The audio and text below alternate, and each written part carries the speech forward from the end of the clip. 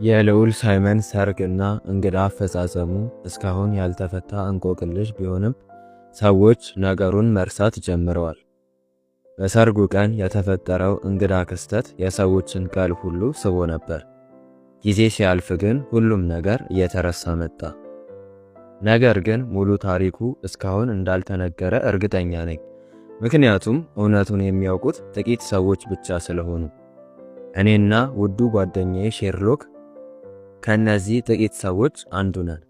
ምክንያቱም ምስጢሩ የተፈታው በዝነኛው መርማሪ ሼርሎክ ሆምስ ስለሆነ። ከማግባቴ ከጥቂት ሳምንታት በፊት ከውድ ጓደኛዬ ጋር 221 ቢ ቤከር ጎዳና ላይ እየኖርኩ እያለ ነው ጉዳዩ የተከሰተው። በእርግጥ ከዚህ በላይ ብዙ አስገራሚ ነገሮችን አንድ ላይ ፈተናል። ቢሆንም ግን የልዑል ሳይመን ሰርግና አስገራሚው መጨረሻ የሁሉንም ቀልብ የሳበ ነበር። አንድ ቀን ሆምስ ወክ አድርጎ ሲመለስ አንድ ደብዳቤ ጠረጴዛው ላይ ተቀምጦ ጠበቀው። እኔ አብሬው መሄድ አልቻልኩም፣ ምክንያቱም አየሩ ቀዝቃዛ ከመሆኑ በተጨማሪ በትንሹ እያካፋ ስለነበር። በዚያ ላይ እግሬን በትንሹ ስላመመኝ ማረፉን መርጬ ቀኑን ሙሉ ጋዜጣ ሳነብ ነው የዋልኩት። ማንበቡ ሲደክመኝ አይኔን ጠረጴዛው ላይ ወዳለው ደብዳቤ መልሼ የደብዳቤውን ይዘት መገመት ጀመርኩ። ማን ነው ይህን ደብዳቤ የላከው? አሳ ነጋዴ ይሆን? ወይስ ሌላ ሰራተኛ? ወይስ የሆምስን እርዳታ የሚፈልግ አዲስ ግለሰብ? ልክ እንደዚህ በማሰብ ላይ ሳለሁ ሆምስ ከሄደበት ተመልሶ ወደ ነበርኩበት ክፍል መጣ። ጠረጴዛው ላይ አንድ ደብዳቤ አለ አልኩት ልክ ገና እንደመጣ። ቀጥዬ ብዙ ጊዜ የጠዋት ደብዳቤዎች ከአሳ ሻጩ ናቸው አይደል? ከአሳ ሻጩ ብዙ ደብዳቤዎች ይላኩልኛል ዋትሰን፣ ነገር ግን ሁሌም አዳዲስ ደብዳቤዎች ይበዛሉ። ሆምስ በፈገግታ ተመለከተኝ። ደብዳቤው በአንጸባራቂ ፖስታ የታሸገና መልኩ የሚያምር ነበር። እንዳይመስለኝ ይሄ ደብዳቤ የግብዣ ደብዳቤ ነው ዋትሰን። እንደዚህ አይነት ደብዳቤዎች ሁሌም አሰልቺዎች ናቸው። ሆምስ ደብዳቤውን ገልጦ ማንበብ ጀመረ። የግብዣ ደብዳቤ አይደለም ዋትሰን፣ እንደውም የምወደው አይነት ደብዳቤ ነው። ያንተን እርዳታ የሚፈልግ ሰው ነው የላከልህ? አዎ ዋትሰን፣ በዚያ ላይ ሰውየው በጣም ሀብታም ነው። በእንግሊዝ ውስጥ አሉ ከሚባሉት ሀብታሞች አንዱ ነው። ለአንተ ደስ ብሎኛል ሆምስ። አመሰግናለሁ ዋትሰን፣ ነገር ግን ለእኔ ሀብቱ ምንም ለውጥ የለውም። ዋናው ነገር የጉዳዩ ሳቢነት ነው። ጉዳዩ ሳቢ አይደለም? በጣም ሳቢ ይመስላል። እንዳይመስለኝ ጋዜጣ እያነበብክ ነው የዋልከው አይደል ዋትሰን? አዎ። እና ስለ ልዑል ሳይመን ሰርግ አላነበብክም? አንብቤ ያለው እንጂ ሆምስ፣ የሰርጉ አፈጻጸም እጅግ አስገራሚ ነበር። ይሄ ደብዳቤ ከልዑል ሳይመን የተላከ ነው ዋትሰን። አሁን የምነግርህን በደንብ አዳምጥ። እኔ ይሄን ደብዳቤ ጮክ ብዬ አነብልሃለሁ። አንተ ደግሞ ካነበብካቸው ጋዜጦች ያገኘኸውን ትነግረኛለህ። ምክንያቱም ዛሬ ብዙ ጋዜጣ አላነበብኩም ዋትሰን። የግል ማስታወቂያዎችንና የወንጀል ታሪኮችን ብቻ ነው ያነበብኩት። እሺ ሆምስ፣ ያዳመጥኩ ነው። ቀጥል። የተከበርክ መርማሪ ሚስተር ሼርሎክ ሆምስ፣ እንደምን አለ?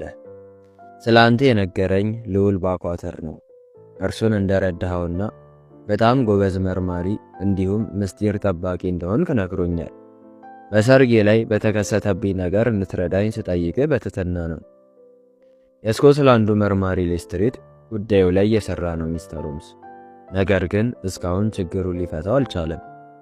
ጉዳዩ ላይ አንተም ብትጨመርበት የተሻለ ይሆናል።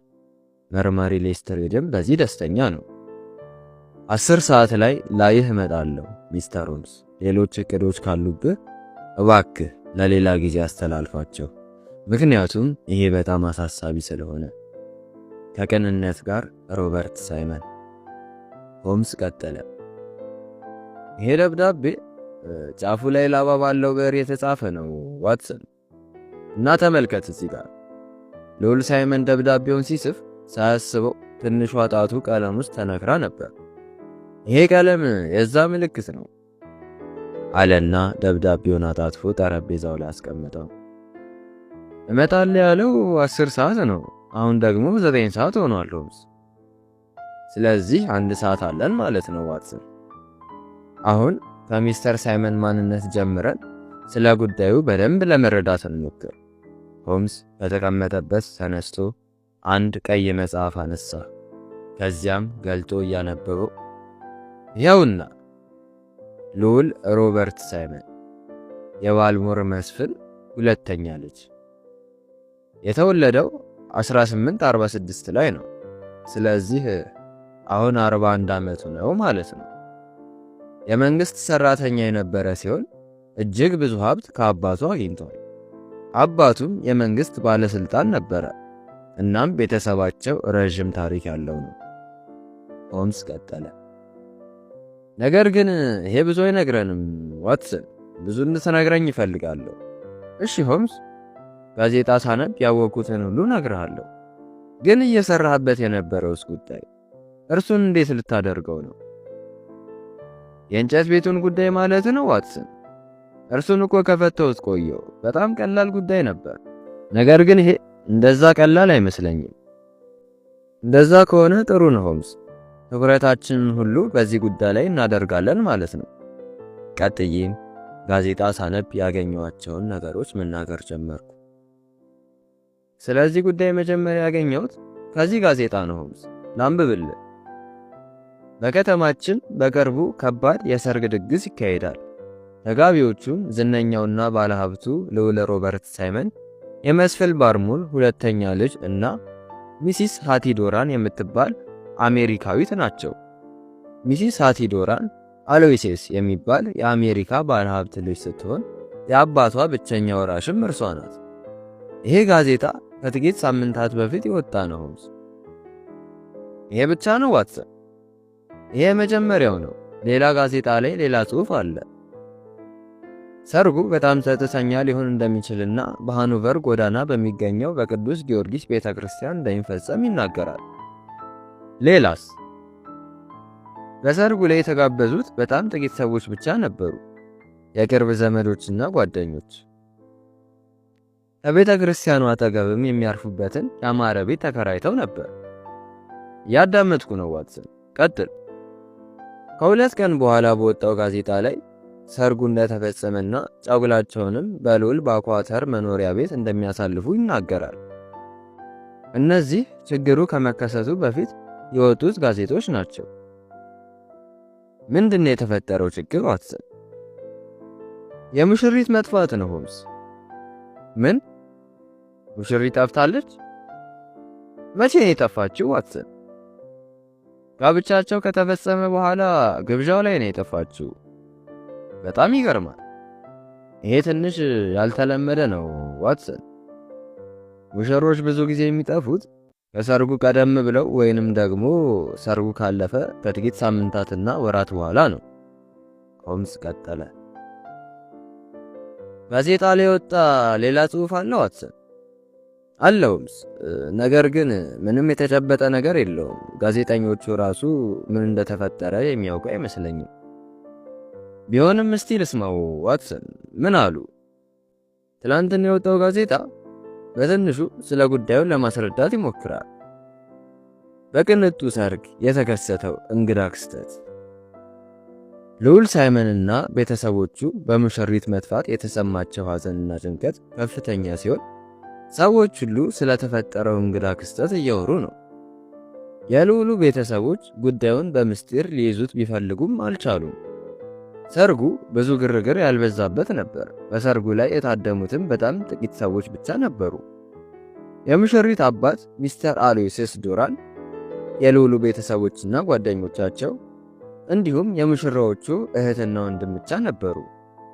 ጋብቻው ከተፈጸመ በኋላ ሁሉም ተያይዘው ወደ ግብዣው አመሩ። ግብዣው የሚፈጸመው በተከራዩበት ቤት ነበር። ሁሉም በጠረጴዛ ዙሪያ በተቀመጡበት ሙሽሪት ትንሽ አመመኝ ብላ ተነስታ ወደ ክፍሏ አመራች። ነገር ግን ተመልሳ ልትመጣ አልቻለችም። በዚህ የተጨነቁት አባቷ እርሷን ለማየት ወደ ክፍሏ ቢያመሩም ሊያገኟት አልቻሉም። የግል አገልጋዩዋ እንደገለጸችው ከሆነ ሙሽሪት ወደ ክፍሏ ከመጣች በኋላ ተቻኩላ ልብሷን በመቀየር ኮትና ኩፍያ ለብሳ እየሮጠች ወጥታለች። ዘበኛው የሆነች ሴት ስትወጣ እንዳየ ቢገልጽም ሙሽሪት መሆኗን እንዳላወቀ ተናግሯል። የሙሽሪት መጥፋት ከታወቀ በኋላ የሙሽራው ቤተሰቦች ጉዳዩን ለፖሊስ ቢያሳውቁም ፖሊሶች ግን እስካሁን ሙሽሪትን ማግኘት አልቻሉ። ፖሊሶች ለሙሽሪት መጥፋት ተጠርጣሪ ያደረጉት አንዲት ሴትን ሲሆን ያቺ ሴት በሰርጉ ላይ ችግር ለመፍጠር ስትሞክር የነበረች ስሟ የማይታወቅ ሴት ናት። ልዑል ሳይመንን እንደምትወደውና ሰርጉ መፈጸም እንደሌለበት ጮክ ብላ እንደ እብድ ስትለፈልፍ ነበር። ጨረስኳት። አንድ ነገር ብቻ ይቀራል። ሌላኛው የጠዋት ጋዜጣ እንዲህ ይላል።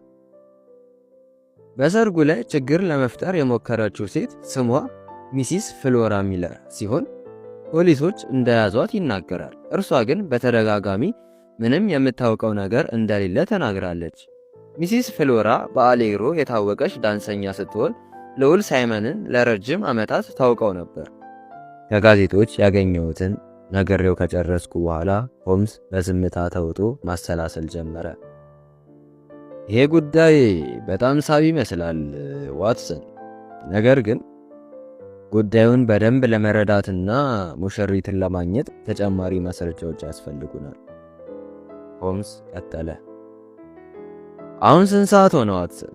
በእርግጠኝነት የእንግዳችን መምጫ ደርሷል። ልክ ሰዓቴን ላይ ጎንበስ እንዳልኩ የበሩ መጥሪያ ጮኸ። 10 ሰዓት ከ7 ደቂቃ ሆኖ ነበር። ሆምስ በጣም ደስተኛ ይመስላል። እንግዳችን ሳይመጣ አይቀርም ዋትሰን፣ በእርግጠኝነት ስለ ጉዳዩ ተጨማሪ ነገር እናውቃለን። በሩ ሲከፈት አንድ ረዘም ያለና ውድ ልብስ የለበሰ መልካም የሚመስል ሰው እኛ ወዳለንበት ክፍል መጣ። ሰውየው የፈራና የተጨነቀ ቢመስልም ኮስታራ ፊቱና ግርማ ሞገስ የተጎናጸፈው አረማመዱ በራስ መተማመን ያለው ግለሰብ እንደሆነ ያሳብቃሉ። በእጁ ወርቃማ የአይን መነጽር እንዲሁም ገመድ የሚመስል ነገር ይዞ ነበር። እንዴት ነህ ልዑል ሳይመን? እባክህ አረፍ በል። ሆምስ ከተቀመጠበት ተነስቶ ሞቅ ባለ ፈገግታ ተቀበለው። ልዑል ሳይመን ቀስ ብሎ ሆምስ ያሳየው ቦታ ላይ ሄዶ ተቀመጠ።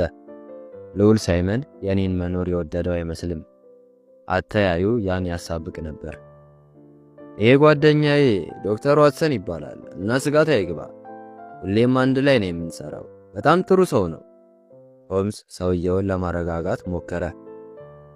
በጣም ጨንቆኛል ሚስተር ሆምስ፣ የሚስቴ ነገር ሰላሜን ነስቶኛል። አንተ እንደምትረዳኝ ተስፋ አደርጋለሁ። አይዞ ልዑል ሳይመን፣ የአቅሜን ያህል ችግርህን ለማቃለል ሞክራለሁ። ነገር ግን ሁሉም ነገር የፈጣሪ ፈቃድ ነው። በእኔ አቅም የሚሆን ምንም ነገር የለም።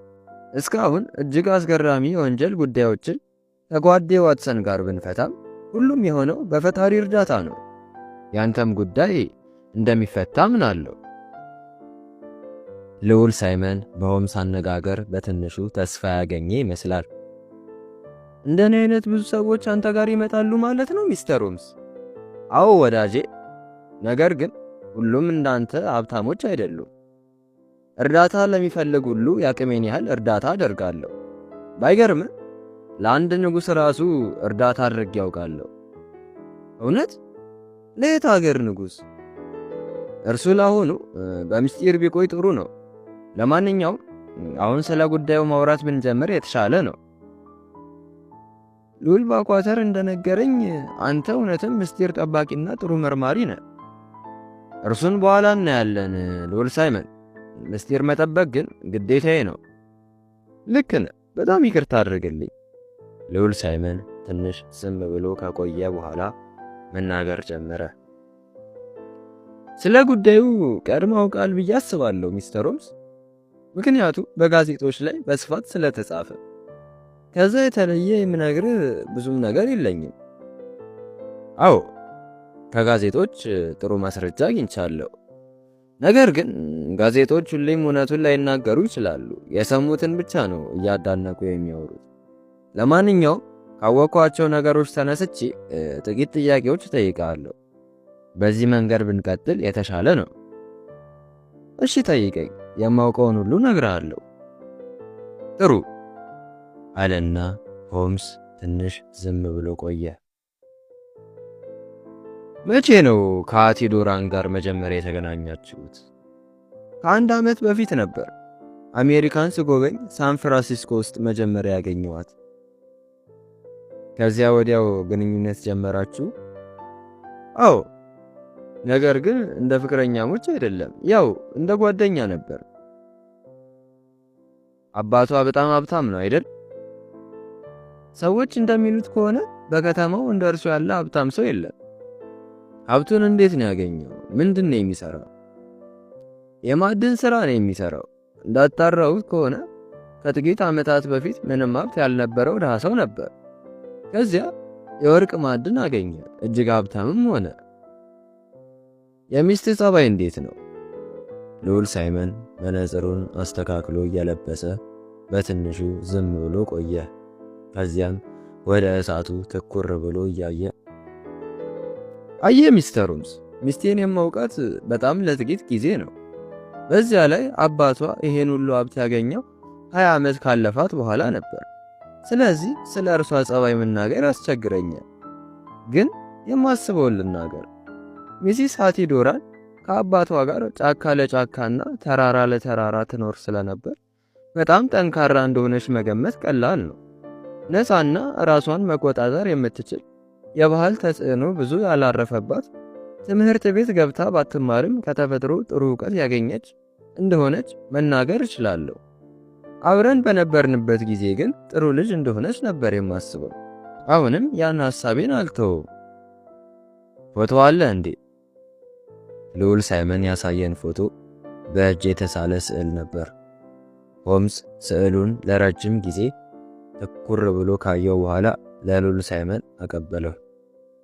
ሚሲስ ሃቲ ዶራን በጣም ቆንጆ ሴት ትመስላለች። ሆምስ ጥያቄውን ቀጠለ። ፍቅረኛ ወደ ለንደን የመጣችው መቼ ነበር? አሜሪካ ካገኘኋት በኋላ ብዙም ሳትቆይ ነው ከአባቷ ጋር ወደዚህ የመጣችው። ከዚያ አልፎ አልፎ አንድ ላይ ጊዜ ማሳለፍ ጀመርን። ቀስ በቀስም ግንኙነታችን ወደ ፍቅር አደገ።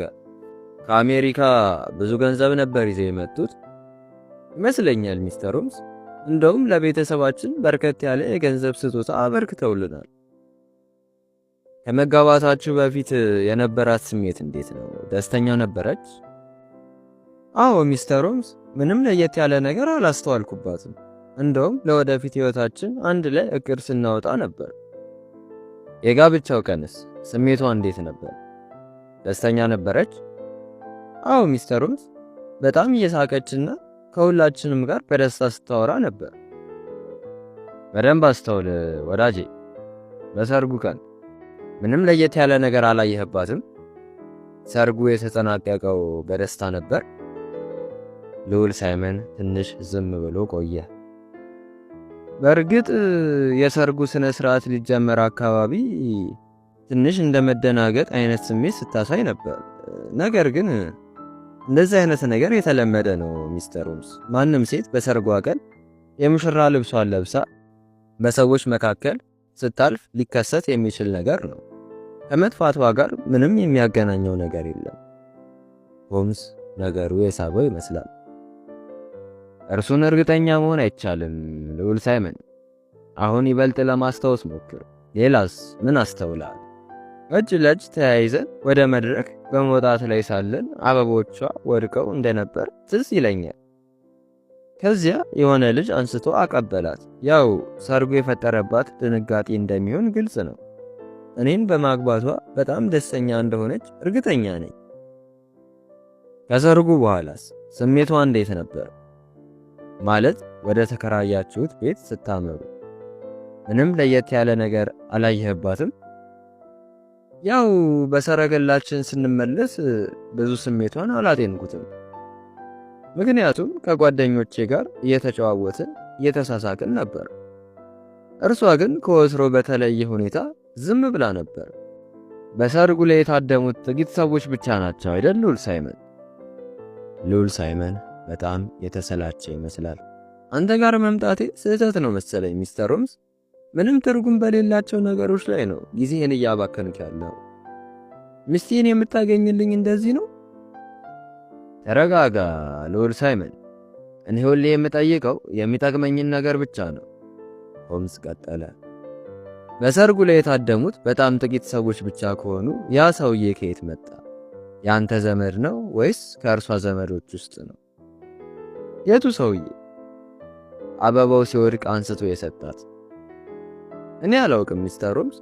ሰውየውን ከዚህ በፊት ራሱ አይቼው አላውቅም። የእርሷም ዘመድ አይመስለኝም። ምናልባት እዛ ሰራተኛ ይሆናል። ወደ ቤት ስትደርሱ የነበረው ሁኔታ እንዴት ነው? ወደ ቤት ስንደርስ እኔ ትንሽ ረፍት እያደረግኩ ነበር። እርሷ ግን ወደ ክፍሏ ነበር ያመራችው። ስለ ሚስትህ አገልጋይ ምን ያህል ታውቃለህ? ወደ ክፍሏ አምርታ ከአገልጋይዋ ጋር ስታወራ እንደነበር ፖሊሶች ተናግረዋል።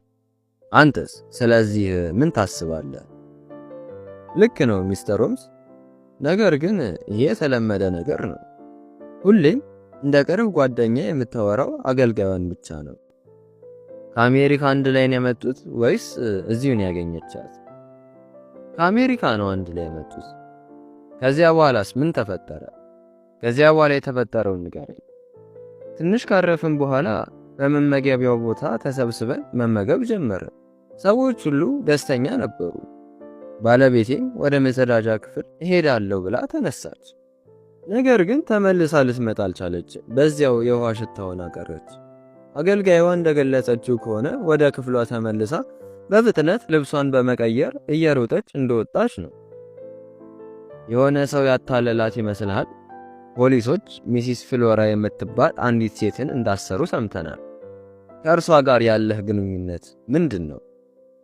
ምንም አይደለም ሚስተር ሆምስ፣ ጓደኞች ብቻ ነበርን። ለጥቂት ዓመታት በጓደኝነት አሳልፈናል። ለእኔ ጥሩ ስሜት እንዳላት ባውቅም በፍቅር አይን ግን አይቻት አላውቅም። እርሷ ትመስላለች ለሚስት መጥፋት መንስኤ? አትመስለኝም ሚስተር ሆምስ። በእርግጥ ከሰርጉ በኋላ ቤታችን በመምጣት ስትጮህና ስትሳደብ ነበር። ቢሆንም ግን ያን ያህል ድፍረት ይኖራታል ብዬ አላስብም። አንተ ምን ታስባለህ ታዲያ? የሚስት መጥፋት መንስኤ ምንድን ነው? ልዑል ሳይመን የተበሳጨ ይመስላል። እዚህ የመጣሁት ያንተን ሐሳብ ለመስማት ነው እንጂ የኔን ሐሳብ ለመናገር አይደለም። የማውቀውን ሁሉ ነግሬሃለሁ። እንደሚባለው ጥሩ መርማሪ ከሆንክ የሚስቴን መጥፋት ምክንያት ልታስረዳኝ ይገባል። እሺ ልዑል ሳይመን፣ ስጋት አይግባህ። ለምን እንደጠፋችም ሆነ አሁን የት እንዳለች በቅርቡ እናውቀዋለን። ተስፋ አደርጋለሁ ሚስተር ሆምስ። ጥሩ ወሬ ከአንተ እጠብቃለሁ። ሰላሙን። ልዑል ሳይመን በሆምስ የነበረው ተስፋ እንደተሟጠጠ ያስታውቃል። ይህን ከተናገረ በኋላ ቀስ ብሎ ከቤት ወጣ። ሆምስ ሁኔታውን እያየ ፈገግ ይል ነበር። እኔም ሁኔታው ትንሽ ግራ ስላጋባኝ ምንድን ነው ሆምስ? ምንድን ነው እንደዚህ ያሳቀ? ምንም አልገባኝም አልኩት። ሁሉንም ነገር አውቄዋለሁ ዋትሰን፣ ሁሉም ነገር ገብቶኛል። ምን? ሁሉም ነገር ገብቷል? ሰምተኛል ዋትሰን። ሁሉንም በደንብ አውቄዋለሁ፣ ተረድቼዋለሁ። ታዲያ ሚስትየው የት ናት? ለምንድን ነው የጠፋችው? ለምን ለልዑሉ አልነገርከውም? ልዑሉ ሁሉንም በቅርብ ያውቀዋል ዋትሰን። አየህ፣ እርሱ ለእኔ ያለው ክብር ጠፍቷል።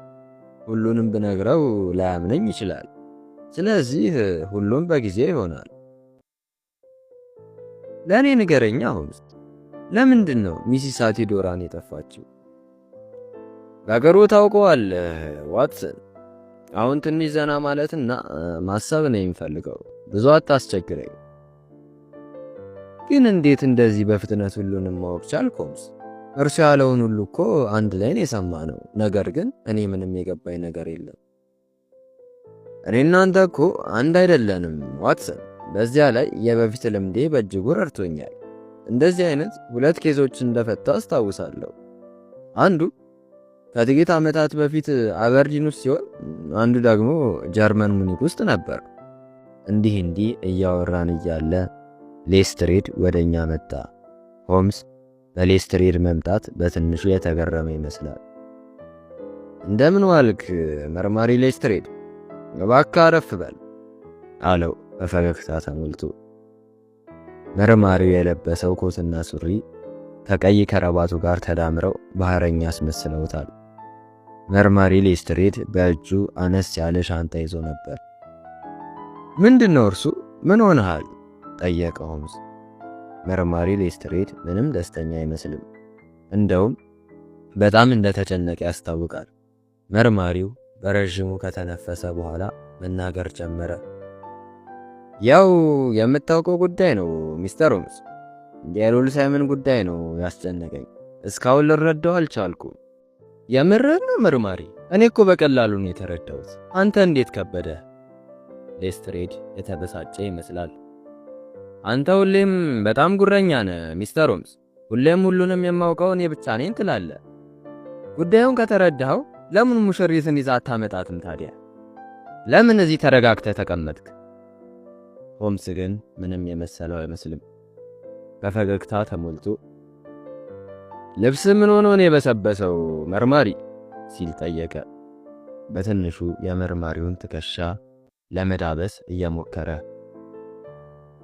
መንገዶቹን በሙሉ ሳስስ ነው የቆየሁት። እናም በጣም ደክሞኛል። ለምን? ሙሽሪት እንደሞተች ታስባለህ እንዴ? ተገላ ባህር ውስጥ እንደተጣለች ነው የምታስበው? ሆምስ በጀርባው ተንጋሎ ሳቁን አቀለጠው። ለረጅም ደቂቃ ሳያቋርጥ ሳቀ። እኔና ሌስትሬድ ግን ግራ ተጋብተናል። ምን ነው ሚስተር ሆምስ? ምን ያስጋል? ሊሆን የማይችል ነገር ነው እንዴ? አይደለም። ሌስትሬድ ይበልጥ ተበሳጨ። ሁሉንም የምታውቀው አንተ ብቻ ነህ አይደል ሚስተር ሆምስ? እኛ ደግሞ በአንተ አይን ጅሎች ነን። እንደዛ ነው የምታስበው? ሆምስ አሁንም በትንሹ እየሳቀ ነበር። እንደዛ አልወጣኝም መርማሪ፣ ትንሽ ሁኔታው ስላዝናናኝ ብቻ ነው። ይቅርታ አድርግልኝ። ቅድም ሁሉንም እንዳወቅ ተናግረ አልነበረም? እስቲ ንገረንና እኛም እንወቀው። መቼስ ጥሩ ፍልስፍና እንደምታሰማን እርግጠኛ ነኝ። መርማሪ ሌስትሬድ ቀጠለ። ካንተ ፍልስፍና ግን የኛ ምርመራ ቢያንስ አንድ ነገር አግኝቷል። ተመልከት። መርማሪ ሌስትሬድ የያዘውን ሻንጣ ከፍቶ አንዳንድ ነገሮችን ማውጣት ጀመረ። የሙሽራ ቀሚስ፣ ነጭ ጫማ፣ ጥቂት አበባዎች ሻንጣ ውስጥ ነበሩ። እሺ ሚስተር ሆምስ፣ አሁንስ ምን ታስባለህ? አሁንም መሳቅ ያምርሃል? ሆምስ መርማሪው የሚያወራውን ወሬ ከመስማት ይልቅ ማስረጃዎቹ ላይ አፍጦ ያሰላስል ነበር። መርማሪ ሌስትሬድ ከኪሱ አንድ ነገር አውጥቶ ጨመረ። አዲስ የሰርግ ቀለበት ነበር። አሁን ያንተ እርዳታ ያስፈልገኛል ሚስተር ሆምስ። መረጃዎቹን በደንብ ተመልክተ የምታስበውን ንገረኝ። እነዚህን ሁሉ ውጪ መንገድ ላይ ነው ያገኛችሁት? አይደለም፣ በኋላ ሲንሳፈፍ አግኝቶ የፓርኩ ጠባቂ ነው የሰጠን። ሆምስ ተመስጦ እያሰላሰለ ነው። መርማሪ ሌስትሬድ ቀጠለ። ልብሶቿ በእንዲህ አይነት ሁኔታ ከተገኙ ሬሷ ብዙ አይርቅም ብለን አስበን ነበር።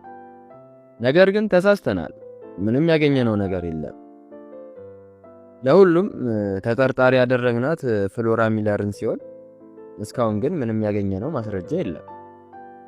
ወደፊትም ምንም የምታገኘው አይመስለኝም። ፍሎራ ከዚህ ጉዳይ ጋር ምንም የሚያገናኛት ነገር የለም። ምን ማለት ነው ሚስተር ሆምስ? በሰርጉ ላይ ስትፈጥር የነበረውን ግርግር አልሰማህም እንዴ? ሰምቻለሁ። ታዲያ እንዴት እንደዚህ በድፍረት ነፃ እንደሆነች ትናገራለህ? ምክንያቱም ጉዳዩን ቀድሜ ስለፈታሁት ነው ወዳጄ። መርማሪው በጣም ተበሳጭቶ ለመረጋጋት እየሞከረ ነበር። ከፍልስፍና ይልቅ በማስረጃዎች ማመን ያለብህ ሚስተር ሆምስ። የፖሊስ ትምህርት ቤት ገብተህ ብትማር ኖሮ ምን እያወራው እንዳለ ይገባ ነበር። እየተፈላሰፍኩ አይደለም መርማሪ፣ ሁሌም በማስረጃውና በእውነቱ ብቻ ነው የምንቀሳቀሰው። ችግሩ እኮ ይሄ ነው ታዲያ ሚስተር ሆምስ። ሁሌም እውነት ብለህ የምትጠራው የራስን ፍልስፍና ነው። መርማሪ ሌስትሬድ ቀጠለ። እርግጠኛ አልሆንኩም እንጂ ከፍሎራ ሚለር ጋር የሚገናኝ ማስረጃ አግኝቻለሁ። ተመልከቱ። የቀሚሱ ኪስ ውስጥ ነው ይሄን ካርድ ያገኘነው። ካርዱ ላይ የተጻፈው ጽሑፍ እንዲህ የሚል ነበር። ሁሉም ነገር ዝግጁ ሲሆን ታይኛለሽ። ፈጥነሽ ወደ እኔ ነይ። FHM። ይሄ ምኑ ነው ከፍሎራ ሚለር ጋር የሚያገናኘው ታዲያ? አስተውል እንጂ ሚስተር ሆምስ፣ መጨረሻ ላይ ያለውን ጽሑፍ በደንብ ተመልከተው። FHM ማለት ፍሎራ ሚለር ማለት እንደሆነ እንዴት እርግጠኛ ሆንክ? ግልጽ እኮ ነው ሚስተር ሆምስ። ፍሎራ ሚለር አታላ ወደ ውጭ እንድትወጣ አደረገቻት። ነገር ግን አደገኛ ወጥመድ አዘጋጅታላት ነበር። ከጓደኞቿ ጋር በመሆን እንዳሳገተቻት እርግጠኛ ነኝ። በጣም ጥሩ ነው መርማሪ፣ በጣም ጎበዝ። ሆምስ ሳቁን መቋቋም አልቻለም። ከት ብሎ መሳቅ ጀመረ። መርማሪ ሌስትሬድ ግን በእጅጉ ግራ ተጋብቷል። እባክህን ይቅርታ አድርግልኝ መርማሪ፣ ሳቄን መቋቋም ስላቃተኝ ብቻ ነው፣ ይቅርታ። ሆምስ ካርዱን ተቀብሎ አተኩሮ ይመለከተው ጀመር። የሆነ ነገር ቀልቡን የሳበው ይመስላል። ይሄ በጣም ጠቃሚ ይመስላል። ልክ ያልሆነ ቦታ ነው እየተመለከትክ ያለው ሚስተር ሆምስ። ጽሑፉ ያለው በቀኝ በኩል ነው። ተሳስተሃል ወዳጄ። እዚህ ጋር ነው ዋናው ነገር የተጻፈው። ተመልከት፣ እዚህ ጋር በስውር የተጻፈ ጽሑፍ አለ። ሆምስ ሌላ ቀልቡን የሳበ ነገር ሳያገኝ አልቀረም። አንድ ሌላ ወረቀት ከጠረጴዛው ላይ አነሳ። ይሄ የሆቴል ደረሰኝ ነው፣ ብዙ የሚረባ ነገር የለውም አለ መርማሪ ሌስትሬድ የሆምስን ሁኔታ አተኩሮ እየተመለከተ። በደንብ አስተውል እንጂ መርማሪ፣ ተመልከት።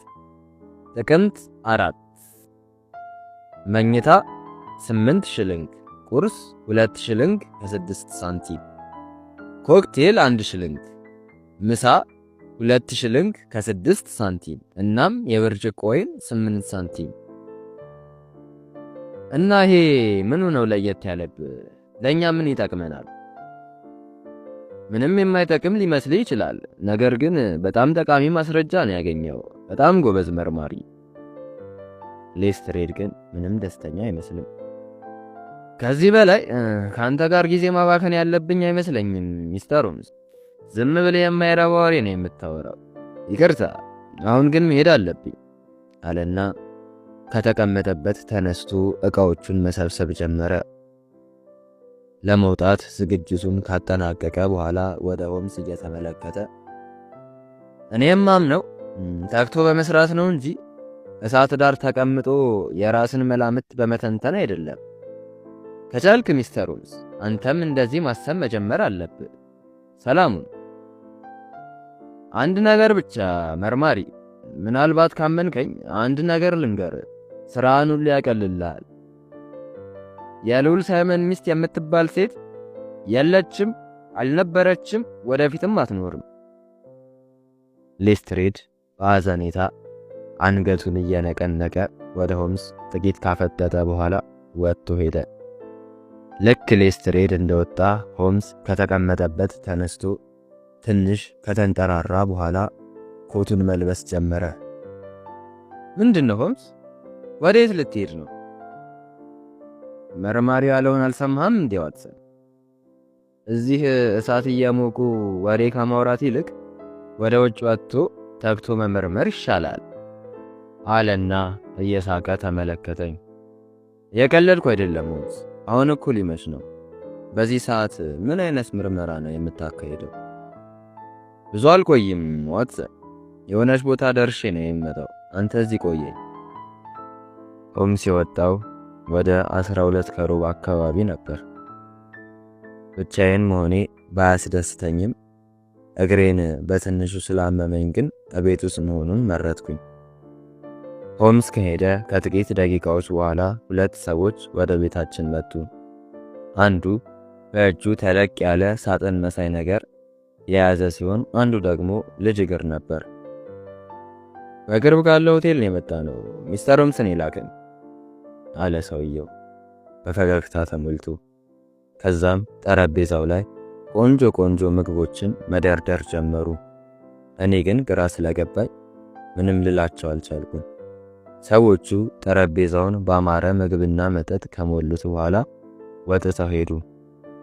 በህልሜ እንጂ በእውኔ ያልመስላለኝ። ከምሽቱ 2 ሰዓት አካባቢ ሆምስ ወደ ቤት ተመለሰ። በጣም እንደደከመው ቢያስታውቅም ፊቱ ግን በፈገግታ ተሞልቶ ነበር። በዚህም የሆነ ነገር እንዳገኘ ገብቶኛል። እንኳን ደህና መጣ ሆምስ። እውነት እነዛን ሰዎች አንተን የላካቸው ወይስ አጭበርባሪዎች ናቸው? አሁን ጥሩ መርማሪ እየወጣ ነው ዋትሰን። ሰዎችን መቼም ቢሆን ማመን የለብህም። መልስልኝ እንጂ ሆምስ። አንተ ነህ ጠረጴዛውን እንዲያዘጋጁ ያዘዝከው? አዎ ዋትሰን። በቅርቡ የሚመጡ እንግዶች አሉብን። ለእነርሱ ነው ያዘጋጀሁት። መሽቷል እኮ። በዚህ ሰዓት የምን እንግዳ ነው የሚመጣው? ብዙ አትቸኩል ዋትሰን። እንግዶቹ በቅርቡ መድረሳቸው አይቀርም። ሆምስ በተደጋጋሚ ሰዓቱን እየተመለከተ ነበር። እንደውም ልዑል ሳይመን እንዴት እስካሁን እንዳልደረሰ አልገባኝም። ሆምስ ገና ይህን ሲናገር ሳለ ልዑል ሳይመን ወደ ክፍሉ መጣ። ልዑል ሳይመን በጣም የጓጓና የተጨነቀ ይመስላል። መልእክቴ ደርሷል አይደል ልዑል ሳይመን? አዎ ሚስተር ሆምስ፣ ነገር ግን ሳትሳሳት የቀረህ አይመስለኝም። ባለቤቴን እንዳገኛት እኮ ነው የጻፍክልኝ። አልተሳሳትኩም ልዑል ሳይመን፣ የጻፍኩትን አውቃለሁ። ልዑል ሳይመን ቀስ ብሎ ወንበር ላይ ተቀመጠ። እና የታለች ታዲያ? በቅርቡ ይመጣሉ። ተረጋግተን እንጠብቅ። ይመጣሉ? ማንና ማን? ምንድን የምታወራው ሚስተር ሆምስ? ሁሉንም ማወቅ አይቀርም ልዑል ሳይመን፣ ነገር ግን ነገሩ እንደማያስደስት እርግጠኛ ነኝ። ለቤተሰብህ ስምም የሚያሳፍር አይነት ነገር ነው። ለምን በግልጽ አትነግረኝም ሚስተር ሆምስ? ነገሩ እኮ የሚያሳፍር ሳይሆን አደጋ ነው። ይሄ ደግሞ በማንም ሰው ላይ ሊከሰት የሚችል ነገር ነው። ልክ ነህ ልዑል ሳይመን፣ ነገሩ በማንም ሰው ላይ ሊከሰት የሚችል ተራ ነገር ነው። ነገር ግን ጉዳዩን ካወቅክ በኋላ ልጅቷን ለመረዳት እንድትሞክር በትህትና ጠይቀሃለሁ። እሺ ሚስተር ሆምስ፣ ሁሌም ቢሆን የማምነው ሰላማዊ በሆነ መግባባት ነው። ካነጋገርህ እንደተረዳሁት ከሆነ ሚስቴ ማንም ሰው አይደለም አስገድዶ ያገታት፣ በፈቃዷ ነው የሄደችው። ከኔ ጋር መሆን የማትፈልግ ከሆነ ላስገድዳት አልችልም። የበሩ ደውል እየጮኸ ነው መሰለኝ። ሆምስ በጣም የጓጓ ይመስላል። አዎ የሆነ ሰው በር ላይ ነው መሰለኝ። የሆምስን ሐሳብ አከልኩለት። በሩ ሲከፈት አንዲት ወጣት ሴትና ወጣት ወንድ ወደ ክፍል ገቡ። ልዑል ሳይመን፣ እነዚህ ሚስተርና ሚሲስ ፍራንሲስ ሃይሞልተን ይባላሉ። ሴቷን እንኳን በደንብ ታውቃታለህ። ሴቷ ሃቲ ዶራን ነበረች፣ የልዑል ሳይመን ሚስት። አንገቷን ደፍታ በጸጥታ ቆማ ነበር።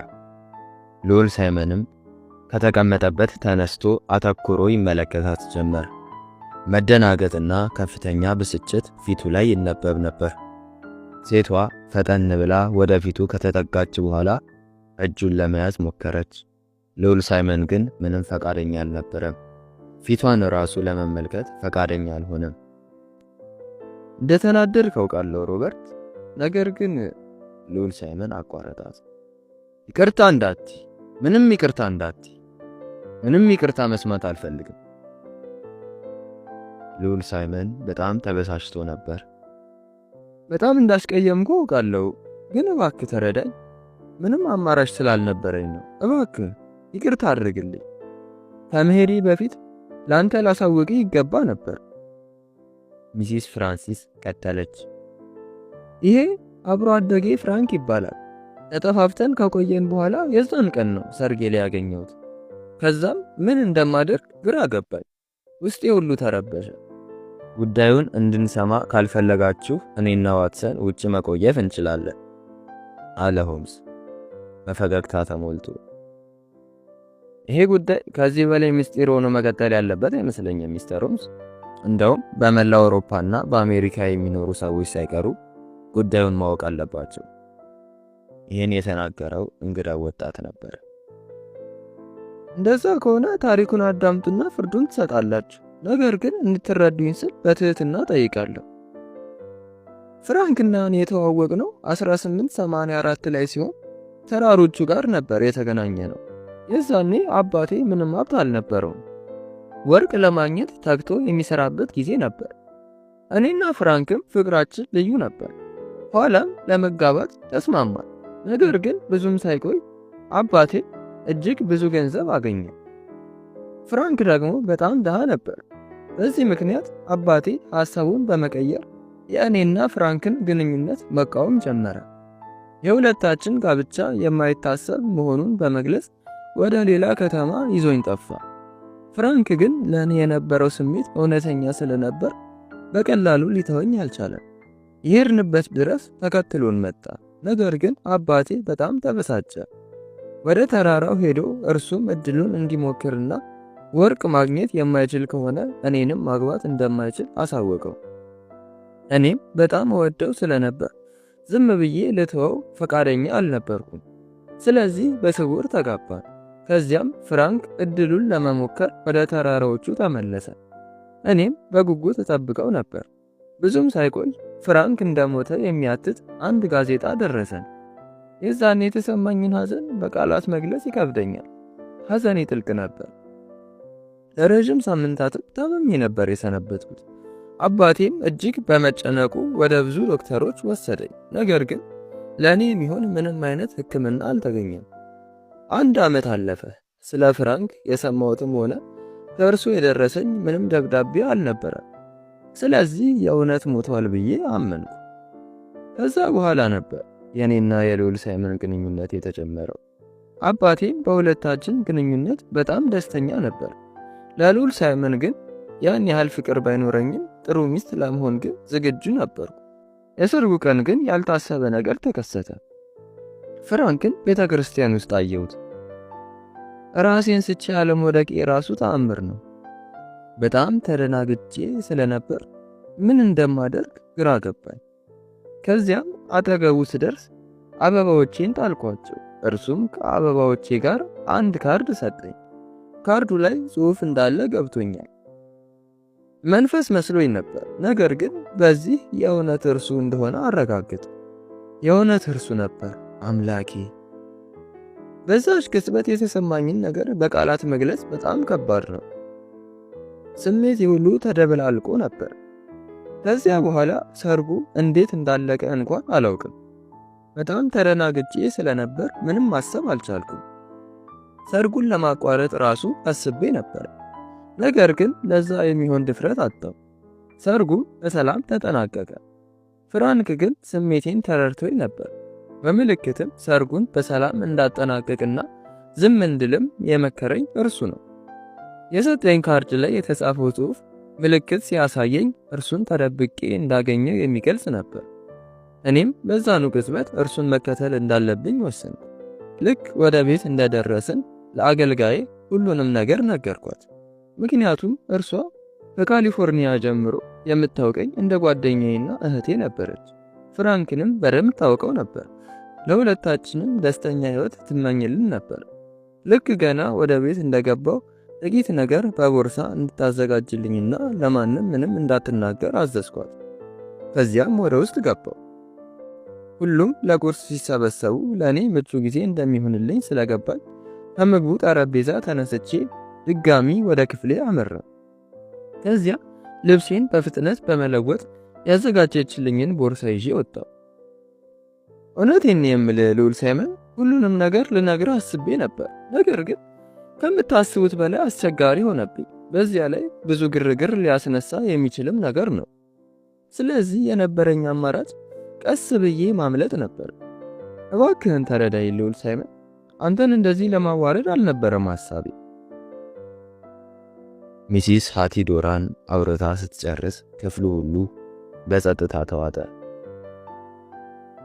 የመጀመሪያውን ጥያቄ የሰነዘረው ሆምስ ነበር። ፍራንክ ካንቺ ተለይቶ የጠፋው ለምን ነበር? ለምን ለዛ ሁሉ ጊዜ ደብዳቤ እንኳን ሳይጽፍልሽ ቀረ? ፍራንክ ታስሮ ነበር ሚስተር ሆምስ። ለእኔ ለመጻፍ ምንም እድል አላገኘም።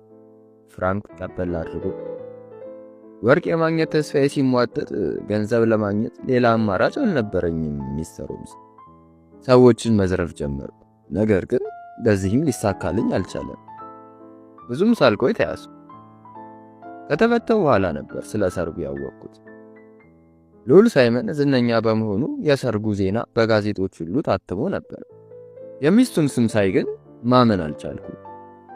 የኔዋ ውድ ሃቲ እንደሆነች አወቅኩ። ስለዚህ በቻልኩት ፍጥነት ወደ አሜሪካ መምጣት ነበረብኝ። ከዛም የሰርጉ ቀን ተገናኘን። ከዚያ በኋላ ያለው ታሪክ ግን የምታውቁት ነው። የሰራሁት ስራ እጅግ እንደሚያሳፍር አውቃለሁ ልዑል ሳይመን፣ ነገር ግን አሁንም ይቅርታ እንድታደርግልኝ ብቻ ነው የምጠይቅህ። አንተ በጣም መልካም ሰው ነህ። ይሄ ለአንተ አይገባም ነበር። ሚስተር ሆምስ ባያገኘን ኖሮ ነገ ወደ ፓሪስ ለመሄድ ነበር እቅዳችን። ነገር ግን ያሰብነው አልተሳካም። ሚስተር ሆምስ አገኘ።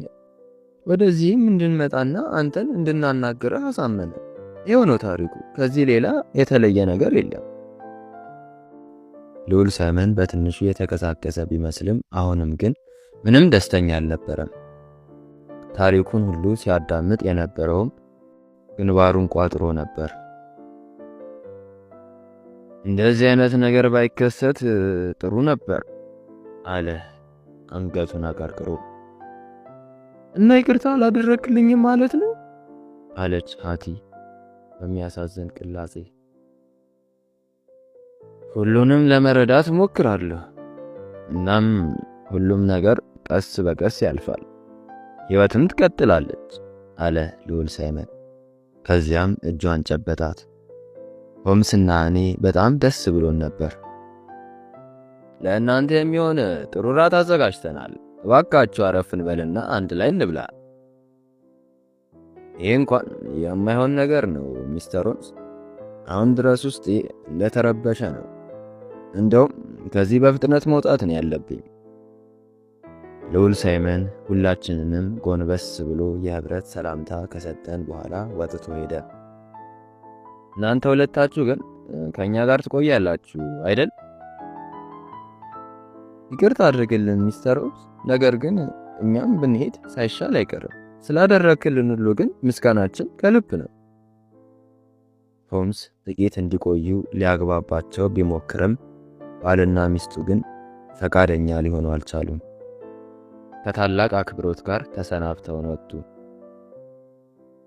ጉዳዩ ይገርማል አይደል ዋትሰን?